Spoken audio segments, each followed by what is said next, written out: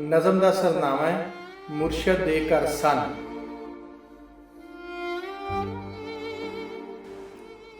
वो मुर्शद दे घर सन लाई बैठा सी।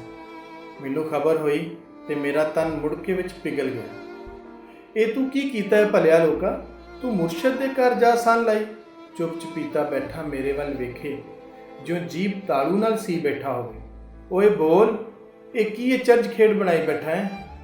किस अज तई मुर्शद दे घर सन लाई है? आउंदियां 7 नस्लों के कर्म गवाई बैठा है। खबर है तेनू की करी बैठा है, की करी बैठा है? जो सब सौ गया हो, अखां खुलियां जो जिवें पाटन नूं आईयां होण, पलकां भरवटियां नाल टंगियां, मूँह ते एक रंग आवे एक जावे। मैं हथ लाया तो जुस्सा तपे जो पट्ठी विचों बन के हुणे हुणे आया होवे। मैं तड़फ रहा सा पर उस विच हिलजुल कोई नहीं सी। मैनू खबर सी थोड़े चिर नूं सब ताईं गल जा पुजनी है ते ओहदी बोटी बोटी हो जानी।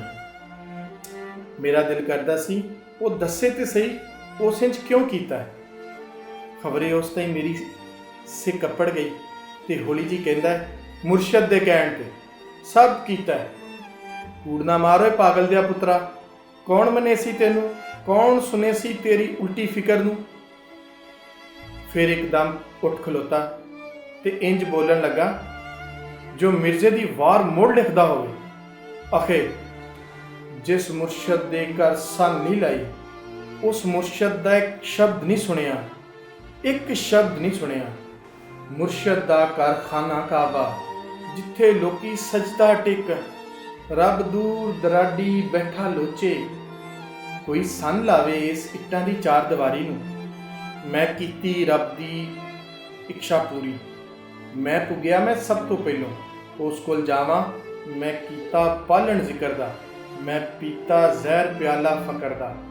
मेथों लै गई बुक्कल शिरक दी, मैं उल्टा मेरी जात भी उल्टी, मैं उल्टा मेरी जात भी उल्टी। मैनू बुल्लियों स्नेहा इश्क दा, मैं भन्निया घर मुर्शद दा, मैं भन्निया घर मुर्शद दा। मैनू गुड़ती रब्बी महर दी, खोल दे बूहे बारियां ते आवन दे पत्थर मेरे पीर भरावां दे। मेरा वेला होया जावन दा, सूआ जोड़ा पा।